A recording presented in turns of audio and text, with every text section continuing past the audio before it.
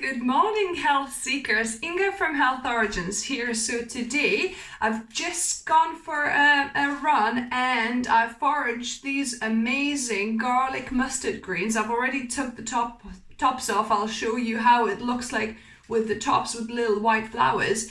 It's middle of May, the start of May actually. And these are abundant by my woods where I run, so hopefully you can probably find these as well. It's quite really easy to identify it. It's like, the leaves are kind of like your dead nettle perhaps, normally grows, next to some nettles as well. And you can use Identify Plants app to identify it, and when you crush the leaf or the stem, you can smell like a garlic smell. So that's your confirmation that it's definitely the garlic mustard greens. So I'm going to show you how I make two dishes from this. So I made a yummy garlic mustard pesto and also a pasta sauce from this. So let's begin. So first of all, I've got a cup of cashew nuts, or you could also use sunflower seeds if you're allergic to nuts. So I'm just gonna pour some boiling water over 1 cup of cashew nuts and leave these to sit for about 15-20 minutes. While the nuts are soaking, I'm gonna prepare my fresh mustard garlic. As you can see, lovely and fresh. I've just been for a run and found these with loads in the side of the kind of wooded area and next to the nettles. So easy to actually identify. Can you see? It's simple to the leaves are very similar to dead nettle, but they've got these white little, flowers at the top that are different. And when you rub the leaf or the stem, it smells really garlicky. So I'm gonna wash these thoroughly now. So I'll wash these well and make sure there's no little bugs on them. And for the pesto, I'm going to use the very top of this, like the tender bit of stem and a few top leaves. And these we're going to leave for our pasta sauce. So I'm going to just take all of these and we'll see how much we've got. It's probably going to be about 2 cups of worth of mustard garlic greens. So there we go. So about maybe 1.5 cups, something like that. And for additional garlic kick, I'm going to add another little clove of garlic here. Just chopped up. This is a tiny minuscule one, but it's about 1 clove of garlic. I'm also going to add a good handful of parsley here, fresh parsley. Then we got 1 cup or nearly 1 cup. I ran out of green olives. Green olives from brine.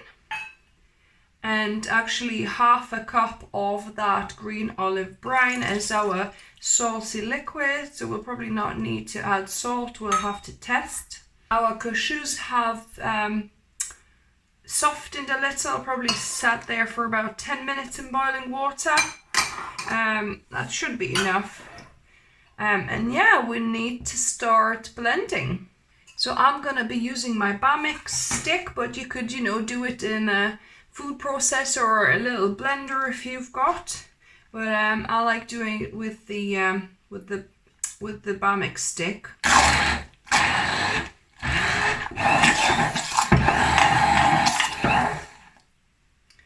So this is looking good now. I'll taste it for saltiness. Yeah, actually, I need some either lemon juice, either lemon juice or white wine vinegar, whichever you prefer. So I'll opt for lemon, and so these are organic unwaxed lemons. I'm gonna zest a little bit for that lovely zingy, zest. skin in there because it really gives it a nice uplift to this pesto. So yeah, so about a teaspoon of zest, about half a lemon skin worth, and about a tablespoon worth of lemon juice in here. I'll blend and we'll check again.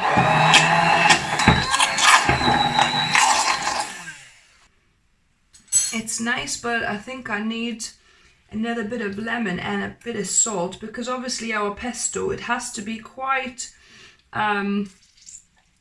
spiced up and a bit salty as well, because we normally don't use too much of pesto in recipes. It should be quite flavoursome. If you had miso paste, you could put that instead of adding any salt as well. And I do have some miso paste, so I'll add about a teaspoon of that. You could add, you know, a little bit of salt instead if you wanted to. Ideally, you probably want to use white miso paste if you have. I don't have any, but it didn't spoil the colour much actually at all. Right, let's give this a go. Perfect. And if you're enjoying my videos, please support me. I would love it if you could buy me a herbal tea. On the link down below in the description, I've put buy me a coffee. I don't drink coffee, so that's why I say a herbal tea. So just a little donation, you decide, you know, how much. If you're enjoying my recipe videos, that would be really appreciated, because I don't get much revenue from YouTube at this point. I'm very small channel, so yeah, so any help would be appreciated, because I would love to do more videos for you and do this full time. If every one of my subscribers donated just one herbal tea a year, I could work on this full time for you guys. That would be amazing. So thank you very much for your support, even if it is just watching and sharing and liking my videos. I appreciate everything. So thank you. And now on to the best bit, taste testing. So this is our garlic mustard pesto. Wow. It's got such a complex flavor. Wow, this is amazing. So this is great wherever you would use normal regular pesto, you know, in your salads, on your pizzas, in your wraps, on your baked potatoes, in pastas, you know, bakes, any like pasta bakes, any vegetable bakes. Yeah, just anywhere you fancy a little bit of kind of that pesto zinginess and creaminess. So I hope you try this and let me know what you thought. Now we want to prepare our garlic mustard for our next dish, which is pasta sauce. So I want to actually take leaves off, so the leaves can just go straight into this pot. Like that. It's a good idea to actually after we'll chop these stems, it's a good idea to actually let the stems rest for about 10-15 minutes, as Dr. Greger says that because these are from a mustard and cabbage family, any kind of cruciferous vegetables and cabbage family are helped with just you know, once you chop these, it activates a specific compound. I forgot what it is, but like a good compound, and it only you know, kind of produces after you chop these. So it's good after you chop to let these sit for 10-15 minutes before cooking, so that the good compound, the helpful compound, has time to actually develop. Because if you cook these straight away without waiting, you basically stop this process. So yeah, so that's you know, with cruciferous vegetables and kind of cabbage family, which, you know, this is a part of apparently. So I'm gonna just chop these stems. So I want them, and you don't want very thick stems. I'm wondering whether that might be a little bit too thick at the bottom there. So and then I'm just gonna cut them into smaller pieces like that, and let this sit for you know, 10-15 minutes before we continue with the recipe. My garlic mustard greens have been resting cut up for a few minutes, and in the meantime I boiled a kettle of water, and I'm gonna just pour it over the garlic greens. And we're gonna get this back to boil again. So I've got the water back to boil now. I'm gonna switch it off, and I'm gonna drain these. So the greens are drained. We're gonna just have it on kind of medium low, and we're gonna add our other ingredients for the sauce. So here I've got my homemade feta. So it's probably about half a cup or so of this leftover. I'm just gonna use it all. You could use silken tofu here, but you'd need to obviously add some spices, some onion powder, garlic powder, some salt, you know, but obviously feta already has all of these lovely spices. And I'm gonna add probably a quarter cup or so of milk. So this is soy milk I'm using, but you could use any other unsweetened plant milks. So I'm just wanting to kind of melt the feta and heat it through. So my feta has nicely melted, as you can see. Now I want to get it kind of up and bubbling before we add our pasta. So as you can see, the mixture is proper bubbling now, and the garlic mustard greens have softened.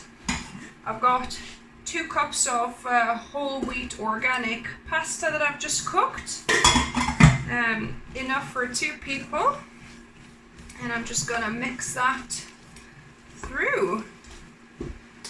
Can take off the heat now. It looks really like spinach would, you know, wilted spinach. That exactly looks like that, with a few little stems there. So there it is. All we need to do is to dish and to taste test. So there you have it. Looks pretty good. I'm looking forward to trying this. Now on to the taste testing. So it really does look like some pasta with creamy spinach. So let me give this a go.